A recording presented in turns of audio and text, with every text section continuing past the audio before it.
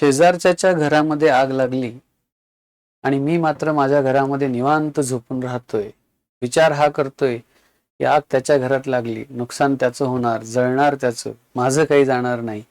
आणि अशा विचारात जर मी झोपून राहिलो तर समजून जायचं माझं घर सुद्धा त्या आगीच्या भक्ष्यस्थानी पडणार आहे. मित्रांनो, जर शेजारील राष्ट्रांमध्ये ज्या काही घटना घडामोडी घडतात त्याचा प्रत्यक्ष अप्रत्यक्षरित्या परिणाम आपल्या देशावर होतो म्हणजे होतोच.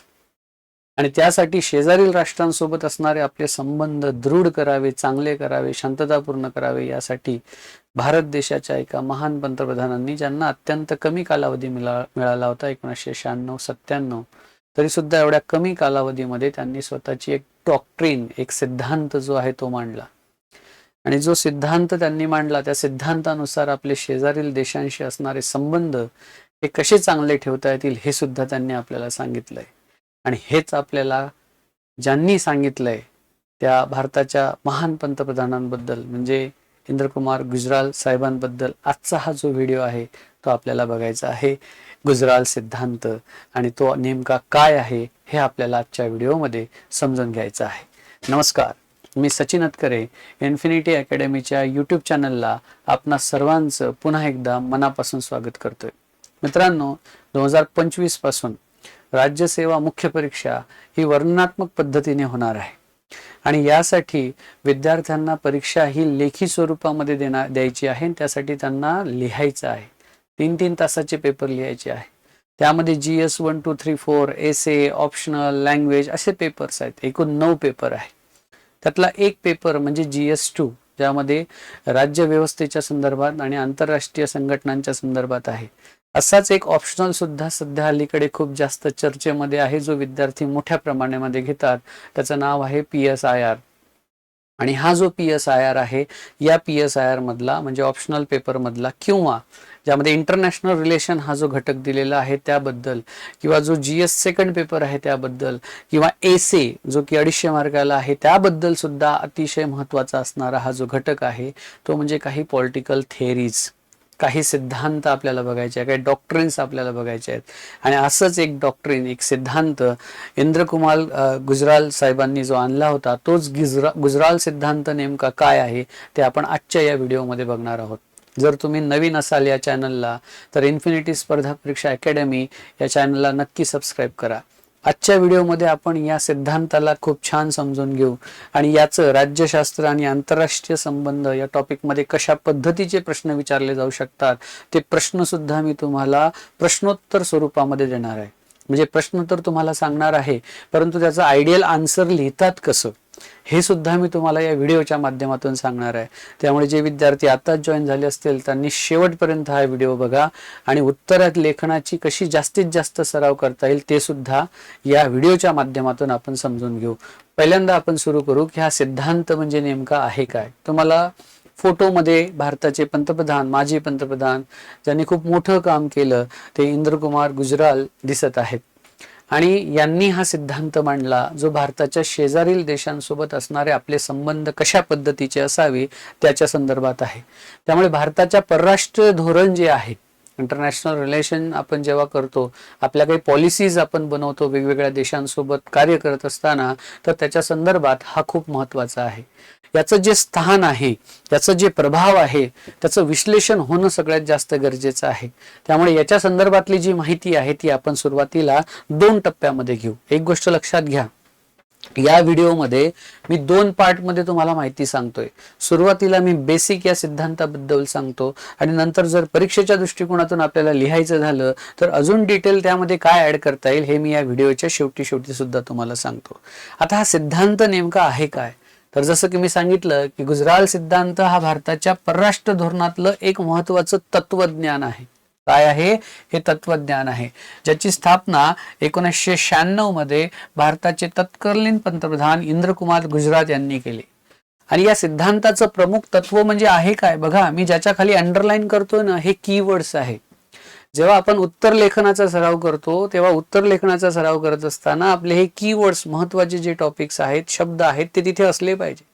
तुमचे जे पेपर चेक होणार आहेत, MPSC जर तुम्ही करत असाल किंवा UPSC मुख्य परीक्षेची तुम्ही तयारी करत असाल, तर पेपर चेकर तुमच्या उत्तरामध्ये फक्त कीवर्ड शोधत असतो. त्याला जर असं दिसलं की ते महत्वाचे शब्द इथे कव्हर होत आहेत, कारण आपल्याला शब्दाची मर्यादा आहे, 150 शब्दात 250 शब्दात उत्तर लिहायचे आहेत आपल्याला, मग त्यासाठी त्या शब्द मर्यादेमध्ये जर कमी शब्दात जर मला ते मुद्दे दिसत असतील तर तो तुम्हाला छान मार्क्स देईल. अदरवाईज तुम्ही त्यात भारूड भरती लिहित बसले तर तुम्हाला मार्क्स मिळणार नाही. त्यामुळे मी जिथे अंडरलाईन करतो हे खूप महत्वाचे आहेत हे टॉपिक, हे सुद्धा तुम्ही लक्ष ठेवा. या उत्तरात आपल्याला काय लिहायचं आहे की या सिद्धांताचं नेमकं प्रमुख तत्व काय. पहिल्यांदा मी तुम्हाला सांगितलं की हा सिद्धांत कशाचं तत्वज्ञान आहे, तर भारताच्या परराष्ट्र धोरणातलं एक महत्वाचं तत्वज्ञान आहे. दुसरं, ज्याची स्थापना कधी झाली, बघा दुसरा पॉईंट कव्हर झाला आपला इथे, स्थापना झाली 1996. तिसरा पॉईंट, कोणी केला हा सिद्धांत, त्याची स्थापना कोणी केली, तर भारताचे तत्कालीन पंतप्रधान इंद्रकुमार गुजराल. चौथा पॉईंट तुम्हाला दिसतोय की या सिद्धांताचं प्रमुख तत्व काय. हे जे पॉइंट्स मी तुम्हाला सांगतो हे पॉइंट्स तुमच्या उत्तर लेखनामध्ये असायला पाहिजे. त्यालाच म्हणतात दर्जेदार उत्तर लेखन, मुद्देसूद उत्तर लेखन. हा शब्द जास्त लक्षात घ्या. मुद्देसूद उत्तर लेखनामुळेच आपल्याला परीक्षेत मार्क्स मिळणार आहे. त्यामुळे याचं प्रमुख तत्व काय आहे ते समजून घ्यायचं आणि ते आपल्याला पुढे लिहायचं आहे. काय, शेजारील देशांसोबतचे जे संबंध आहे एकतर त्याला सहकार्य करा किंवा त्याला अनुदान द्या. कॉपरेटिव्ह भूमिका आपल्याला घ्यायची आहे, त्यांना जास्तीत जास्त प्रमाणात मदत सुद्धा आपल्याला करायची आहे. आणि या दृष्टिकोनावर आधारित हा जो सिद्धांत आहे, हा सिद्धांत दोन गोष्टीचं काम करतो. एक, जे शेजारचे देश आहे त्यांच्यासोबत शांतता प्रस्थापित करा आणि त्यांच्यासोबत जेवढं जास्त सहकार्य वाढवता येईल तेवढं जास्त सहकार्य आपल्याला तिथे वाढवायचं आहे. हा सिद्धांत इन शॉर्ट मध्ये सांगतो. आता या सिद्धांताचं तत्व असं मी वापरलं होतं, बघा इथे मी शब्द वापरलं होतं, या सिद्धांताचं प्रमुख तत्व काय. मग आता मी इथे ऑलरेडी 5 पॉईंट कव्हर केलेत, 5 नाही 6 पॉईंट कव्हर केले. आता मला या व्यतिरिक्त जर काही विशेष असं लिहायचं असेल तर मग ती तत्व काय आहे ती मला इन शॉर्ट तिथे लिहायची आहेत पेपरमध्ये. अशाच पद्धतीने लिहायचं आहे. काय पहिलं तत्व, शेजारच्या देशांमधल्या ज्या काही चिंता असतील, ज्या काही समस्या आहेत त्या समजून घ्या. आपलं जर लक्ष नसलं फॉरेन पॉलिसीवर, जर आपल्या परराष्ट्र मंत्र्याचं लक्ष नसलं, आपल्या पंतप्रधानांचं लक्ष नसलं, गृहमंत्र्यांचं लक्ष नसलं तर आपल्याला प्रॉब्लेम येऊ शकतात.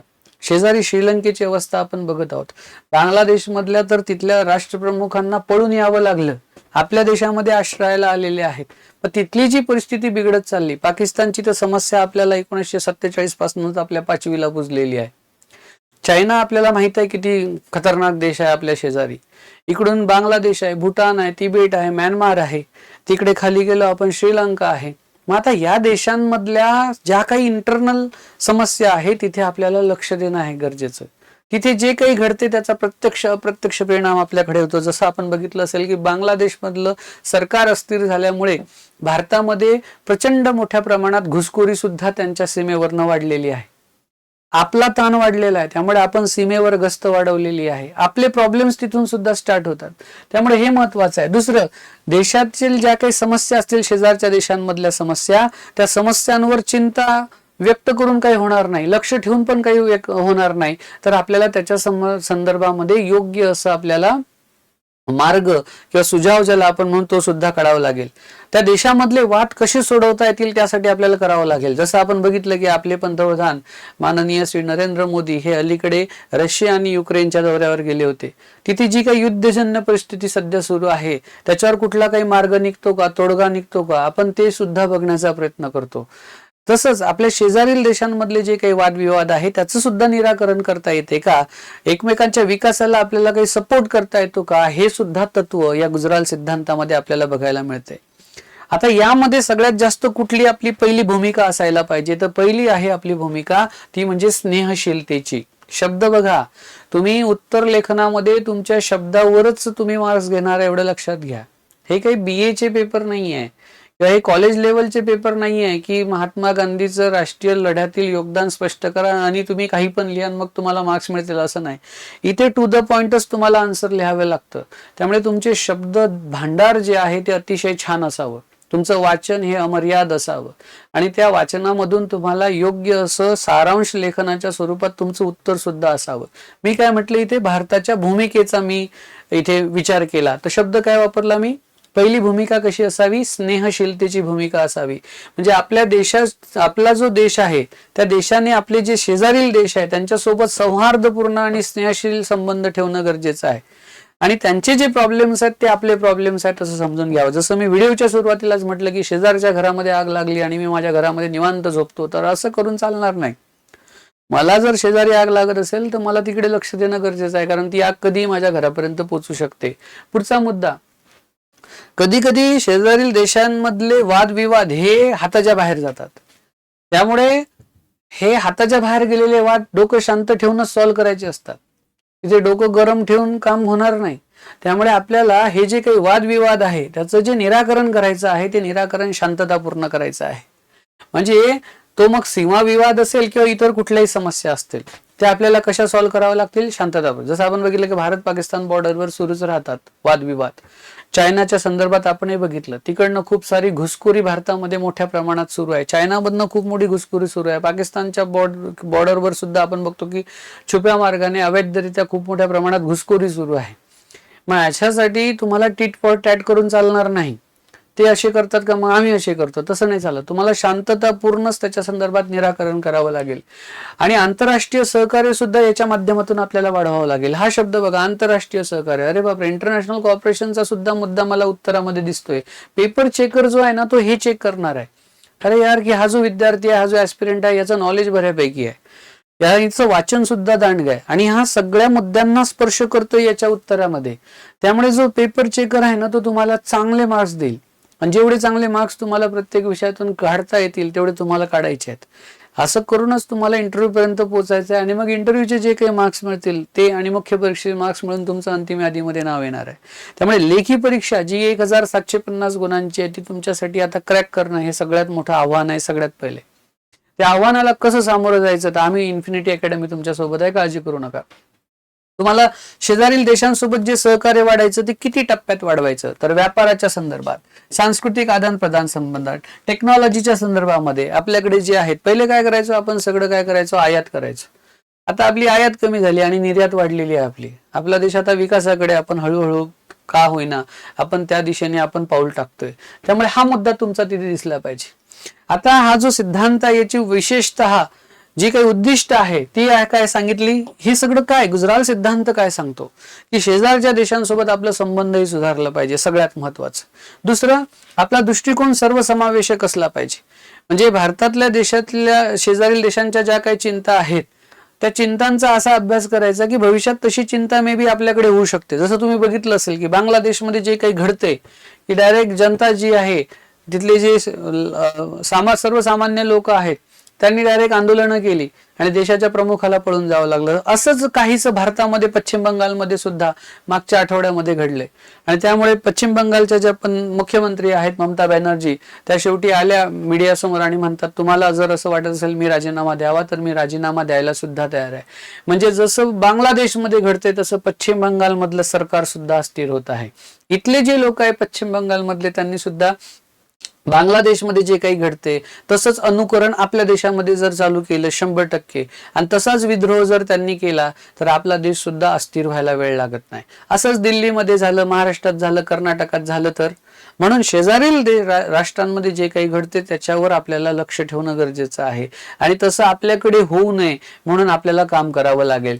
पुढे काय, या सिद्धांतानुसार भारताने आपल्या शेजारील देशांची चिंता समजून घेऊन त्यांच्या समस्यांचं समाधान करण्याचा प्रयत्न केला पाहिजे. आणि सामरिक नवा दृष्टिकोन सुद्धा विकसित केला पाहिजे. हाही एक महत्वाचा मुद्दा आहे की सामरिक दृष्टिकोन, युद्धजन्य परिस्थिती, युद्ध सराव करतो आपण शेजारील राष्ट्रांसोबत, बरोबर ना, मिळून करतो. की बाबा उद्या चालून जर तिसऱ्या एखाद्या कंट्रीने आपल्याला युरोप खंडातून काही धोका निर्माण झाला किंवा अजून कुठल्या देशांकडनं काही धोका झाला तर आपलं सामरिक सहकार्य सोबत असावं. सोबत आर्थिक सहयोग सुद्धा आपला वाढवण्याचा उद्देश असला पाहिजे. कारण भारत द्वीपकल्प आहे.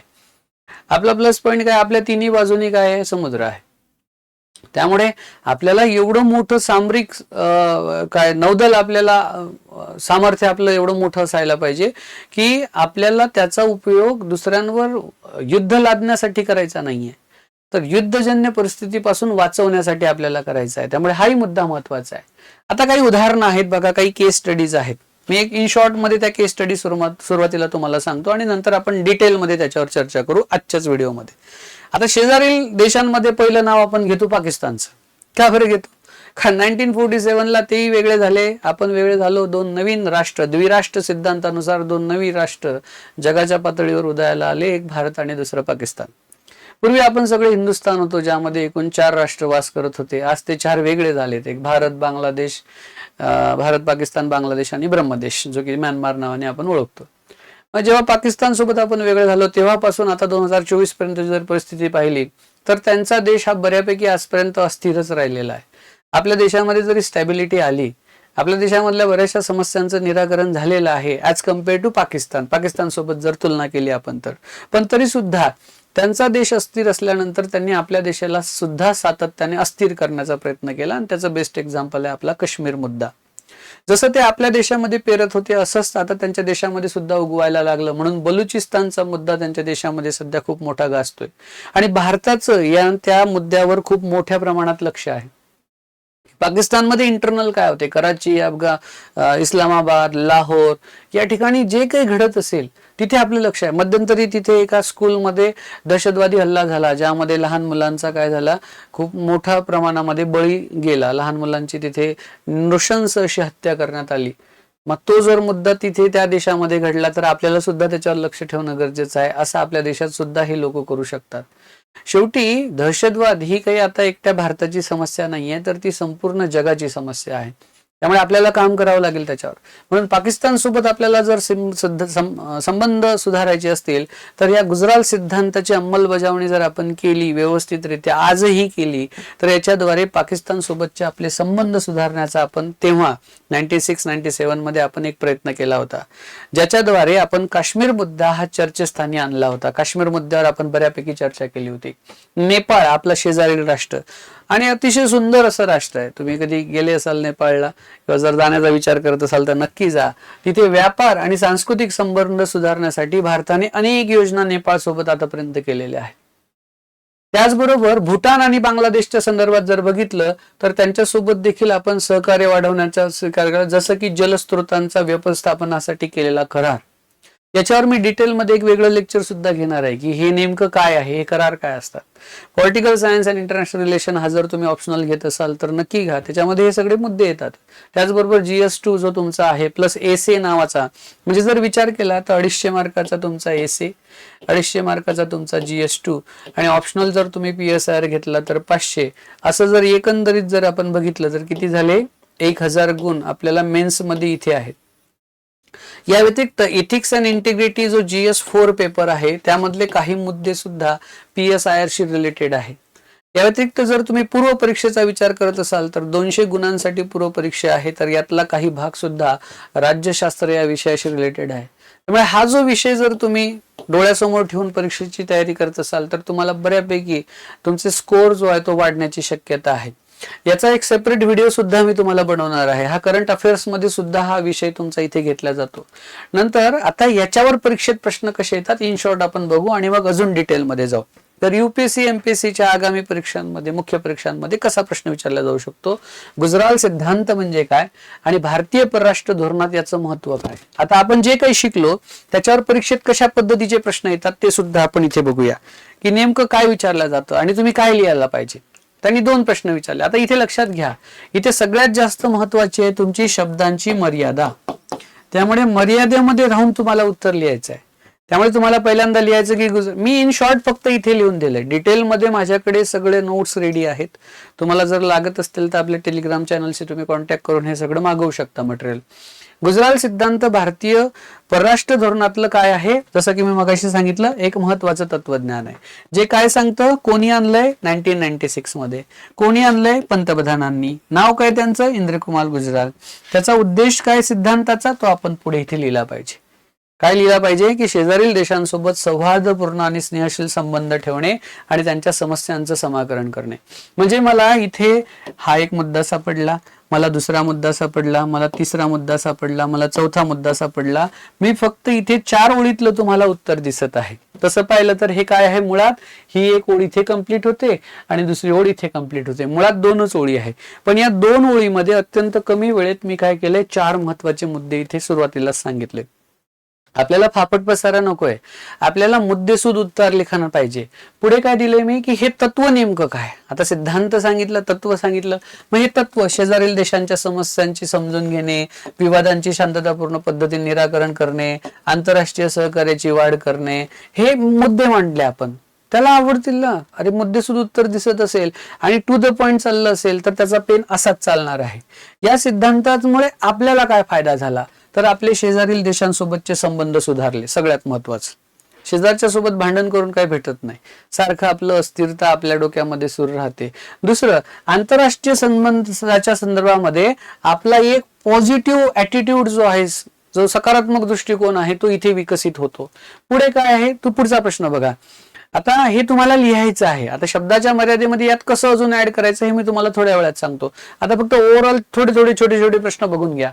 गुजराल सिद्धांताच्या अंमलबजावणी संदर्भात भारताने कोणती ठळक धोरणं घेतलेली आहेत, पॉलिसीज काय काय आपल्या होत्या त्याच्यामध्ये.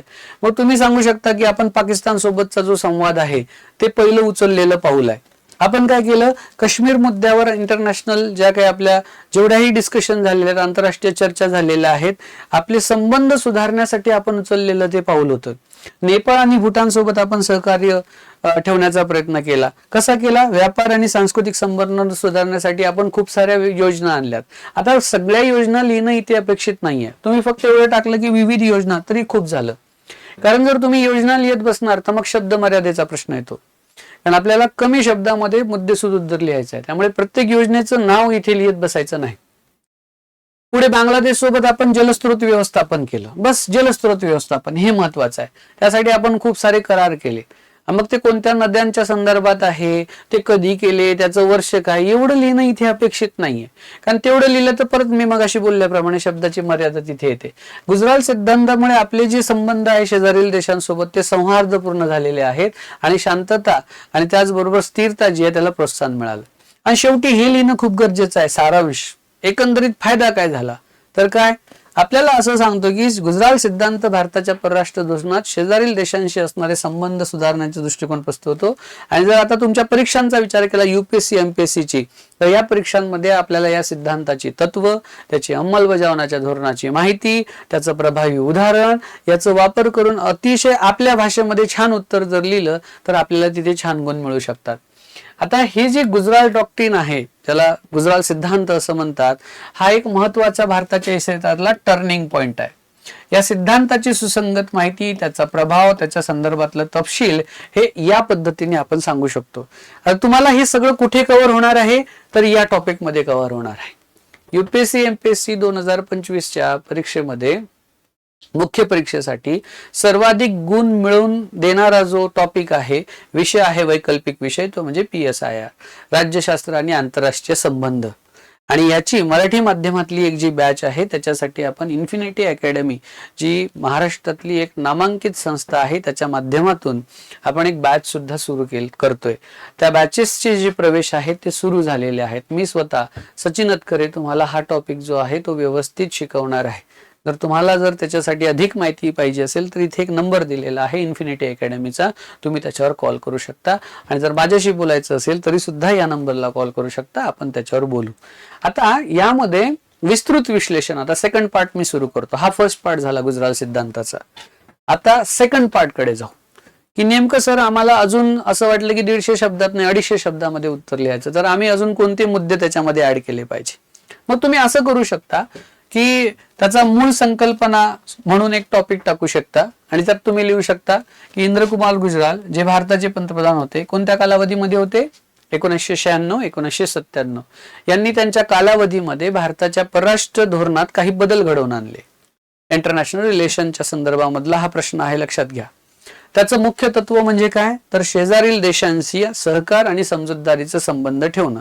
हा सिद्धांत भारताच्या परराष्ट्र धोरणात एक नवीन दिशा देणारा होता, जो भारतीय शेजारील देशांशी संबंध सुधारण्यावर केंद्रित होता.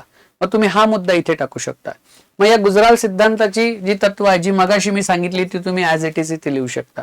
काय, शेजारील देशांच्या समस्या समजून घेणे, भारताने आपल्या शेजारील देशांची चिंता समजून घेण्याचं वचन दिलं. आणि याचा उद्देश काय की शेजारील देशांच्या समस्येवर लक्ष देणे आणि संवादातून समस्या सोडवता येणे.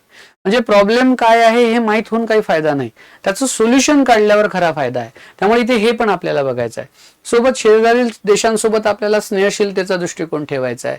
शेजारील देशांसोबत आपल्याला संवादपूर्ण संबंध ठेवण्यासाठी प्रयत्न करायचा आहे. इन शॉर्ट काय, त्या लोकांना जेवढी जास्त मदत करता येईल, विकासासाठी जेवढं जास्त अनुदान देता येईल ते देऊन शेजारील देशांसोबत जास्तीत जास्त चांगले संबंध कसे वाढवता येतील, हा म्हणजे गुजराल सिद्धांत आहे. ओके, तुम्ही हे लिहू शकता की त्याच्यामध्ये मुद्दा सीमा विवाद असतील किंवा आंतरराष्ट्रीय तणाव जे काही होत असतील दोन्ही देशांमध्ये, शेजारील जेवढे देश आहेत त्यांच्या संदर्भात होत असतील, त्याचं निवारण करायचं आपल्याला, पण शांततेच्या मार्गावर. असं नाही की युद्ध हा एकदम शेवटचा उपाय असतो आणि प्रत्येक देश युद्ध टाळण्याचाच प्रयत्न करतो, कारण युद्ध हा आपल्या देशाच्या प्रगतीला 20 ते 30 वर्ष मागे घेऊन जातो. जी आता व्हायला पाहिजे ती 20-30 वर्ष पुढे होईल. त्यामुळे हे पण लक्षात घ्या. नंतर सीमा विवाद आणि अन्न तणावांच्या संदर्भात भारताने शांततापूर्ण पद्धतीने संवाद साधण्यावर काय करायचं वचन दिलं. याचा सगळ्यात महत्वाचा हा एक मुद्दा आहे, हा खूप महत्वाचा मुद्दा आहे. आंतरराष्ट्रीय सहकार्याची वृद्धी होते. आज बघा जग भारताकडे एका आशेने बघते ना. आपल्या देशाचे जी लीडर्स आहेत, मग ते कुठल्याही पक्षाचे असो, ते वेगवेगळ्या देशांमध्ये जातात, तिथे आपल्या देशाची प्रतिमा ते मांडण्याचा प्रयत्न करतात, देशाबद्दल चांगलं सांगण्याचा प्रयत्न करतात आणि जगाला हे सांगण्याचा प्रयत्न करतात की उद्या चालून हा जो देश आहे आमचा भारत देश, हा उद्या जगाला दिशा दाखवण्याचं काम करेल. मग भारताचे पंतप्रधान आदरणीय नरेंद्र मोदी बाहेर जातात, काँग्रेसचे पक्ष नेते आदरणीय राहुल गांधीजी बाहेर जातात आणि हे जेव्हा वेगवेगळ्या देशांमध्ये जातात तेव्हा ते भारत जगासाठी काय करू शकतो हे पण सांगतो. त्यामुळे हे पण महत्वाचं आहे. आणि मग त्यामुळे बाकीचे जे देश आहेत ते सुद्धा भारतासारख्या देशावर विश्वास ठेवायला लागतात. नाही यार, यांच्याकडे आहे, यांनी करून दाखवलं. 1947 ला जेव्हा आपण वेगळं झालो ना, भारत आणि पाकिस्तान, तेव्हा आपली आर्थिक परिस्थिती खूप खराब होती. मॅन्युफॅक्चरिंग इंडस्ट्री पासून सगळं तेव्हा शून्यातून निर्माण केलं. प्रत्येक सरकारचं याच्यामध्ये योगदान आहे. ते योगदान आपल्याला नाकारून चालत नाही. आपण पहिली पंचवार्षिक योजना, दुसरी पंचवार्षिक योजना, तिसरी पंचवार्षिक योजना, अशा 12 पंचवार्षिक योजना राबवून आपण देशाच्या विकासामध्ये योगदान देण्याचे नवे नवे पायंडे रचले आणि आजही आपण तेच करत आहोत. त्यामुळे आपल्याला लोकांचा विश्वास आता बसायला लागला इतर. त्यामुळे आंतरराष्ट्रीय सहकार्य सुद्धा आहे आणि शेजारील देशांसोबत व्यापार, तांत्रिक आणि सांस्कृतिक सहकार्य वाढवण्यावर सुद्धा आपण काय केलेलं आहे, जोर दिलेला आहे. आता उदाहरणं जर लिहायचे झालेत, आता बघा मी मगाही उदाहरणं तुम्हाला सांगितले, आता थोडी उदाहरणं डिटेलमध्ये आपण घेऊया की पाकिस्तान सोबत संबंध. त्यासाठी लाहोर शिखर परिषद झाली होती बघा 1999 मध्ये आणि आपण सादे सरहद नावाची बस यात्रा सुद्धा तिथे सुरू केली होती. भारताचे पंतप्रधान, महान पंतप्रधान अटल बिहारी वाजपेयीजी हे सुद्धा दिल्ली ते लाहोर बसमध्ये स्वतः प्रवास करून गेले होते. त्यामुळे ही जी शिखर परिषद आहे, या शिखर परिषदेचा सुद्धा तो एक सिद्धांत मध्ये आपल्याला उपयोग दिसतो. गुजराल सिद्धांतानुसारच ही झाली होती आणि भारताने पाकिस्तानशी आपण तेव्हा द्विपक्षीय संबंध सुधारण्याचा प्रयत्न केलेला दिसतो. शांती प्रक्रियेचा प्रारंभ सुद्धा आपण केला होता. आता तो भाग वेगळा आहे की आपण शांततेचा हात पुढे केला, परंतु त्यांनी आपल्यासोबत कारगिल वॉर केलं, तो भाग वेगळा आहे. पण सुरुवात तर आपण एक चांगली केली होती. म्हणजे जेव्हा केव्हा इतिहास लिहिला जाईल तेव्हा भारताने शांततेचं पाऊल पुढे टाकलं होतं, गुजराल सिद्धांतानुसार ते पाऊल टाकलं होतं, परंतु पाकिस्तानने घात केला, असाच इतिहास लिहिला जाईल.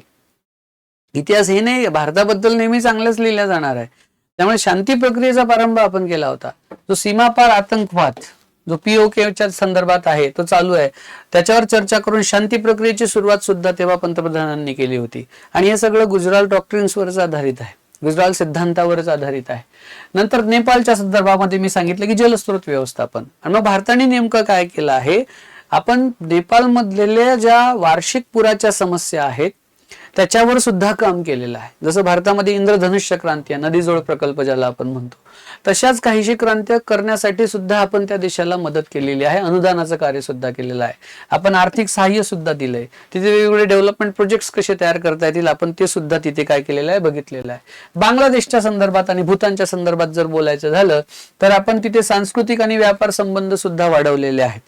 दुसरी गोष्ट, आंतरराष्ट्रीय सहकार्यासाठी सुद्धा आपण पर्यावरणाच्या समस्यावर सुद्धा काम केलेलं आहे, जलस्रोतावर सुद्धा तिथे काम केलेलं आहे. हे मुद्दे आपल्या उत्तरामध्ये तिथे दिसायला हवेत आणि याचे परिणाम काय झालेत, हा खूप महत्वाचा विषय आहे. सगळ्यात एंडला लिहायचं की गुजराल सिद्धांताचे काय काय परिणाम आहे. तुम्हाला काही असं वेगळं असं काही नाही लिहायचं आहे, फक्त जे लिहायचं आहे ते तुम्हाला असं पॉइंट टू पॉइंट व्यवस्थित की हा मुद्दा हे डिस्क्राईब करतो, असं सांगतो, या पद्धतीने आपली उत्तर लिखाण झालं पाहिजे.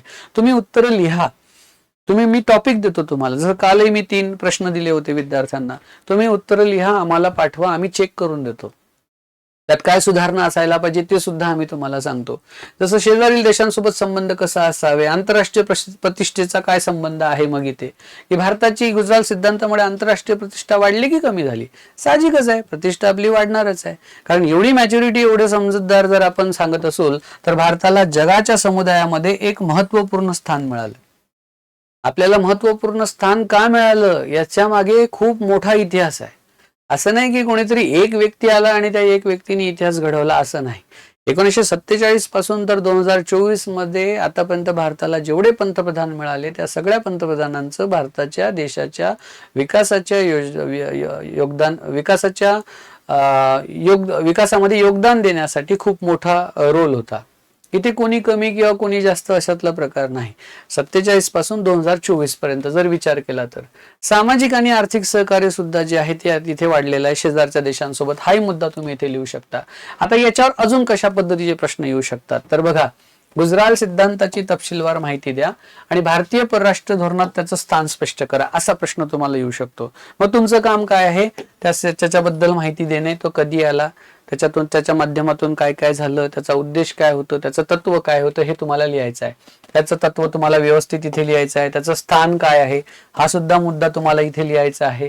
दुसरा प्रश्न, गुजराल सिद्धांताच्या अंमलबजावणीसाठी भारताने घेतलेल्या प्रमुख धोरणात्मक उपाययोजना काय होत्या, याच्यावर असा प्रश्न तुम्हाला येऊ शकतो. आणि मग आपल्याला त्याचं लिहायचं आहे. हा PSIR जो मी तुम्हाला सांगतो ना, political science and international relation, तुम्हाला इथे हे कव्हर करायचं आहे.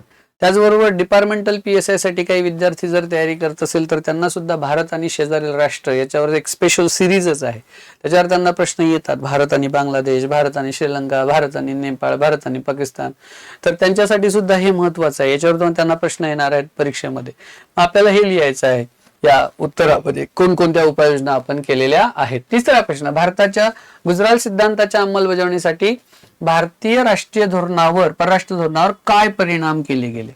बघा, तुम्हाला शेपूट व्यवस्थित वाचायचं आहे. प्रश्नात विचारलं काय, आधीच्या प्रश्नामध्ये काय विचारलं होतं, कोणत्या धोरणात्मक उपाययोजना केल्या. त्याच्या आधीच्या प्रश्नामध्ये काय होतं, त्याची तपशीलवार माहिती द्या आणि त्याचं धोरणातलं स्थान सांगा. त्यामुळे जेवढं विचारलं ना मित्रांनो, आपल्याला तेवढंच फक्त व्यवस्थित परीक्षेमध्ये लिहिता आलं पाहिजे. त्यामुळे आपल्याला हे सुद्धा इथे लिहायचं आहे, परिणाम लिहायचे आहे की नेमके कोणकोणते परिणाम इथे झालेले आहेत. ओके, सामरिक असतील, आर्थिक असतील, आणि शेवटी हे तुमच्यासाठी, हे खास तुमच्यासाठी सारांश देतोय मी. UPSC MPSCच्या परीक्षांमध्ये तुम्हाला हे करणं खूप गरजेचं आहे. या प्रश्नांची तयारी करताना तुम्हाला या सिद्धांताची तत्व, त्याचा प्रभाव यावर सुसंगत आणि सुस्पष्ट उत्तर तयार करणं गरजेचं आहे. तुम्ही हे उत्तर लिहून बघा, ते आमच्याकडे पाठवा टेलिग्राम चॅनलला. आमची एक्सपर्ट टीम तुम्हाला ते चेक करून देईल, त्याच्यावर तुम्हाला सजेशन सुद्धा देईल. आणि या संदर्भात जर तुमचे काही प्रश्न असतील तर ते सुद्धा आपण घेऊ.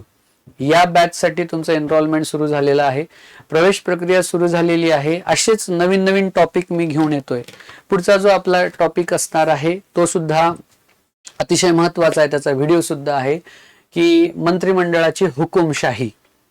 काय, मंत्रिमंडळाची हुकुमशाही, युती सरकार.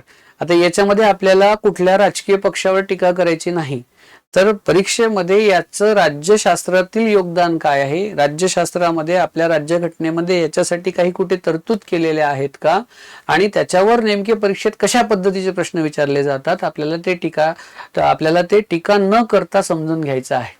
आपल्याला मूल्यमापनात्मक उत्तर लिहायचे आहेत आणि ते सुद्धा व्हिडिओ मी या सिरीजच्या माध्यमातून सुरू करतोय. त्यामुळे जे विद्यार्थी नव्याने जॉईन झालेले आहेत त्यांनी आपल्या चॅनलला नक्की लाईक, शेअर, सबस्क्राईब करा. इन्फिनिटी स्पर्धा परीक्षा अकॅडमी.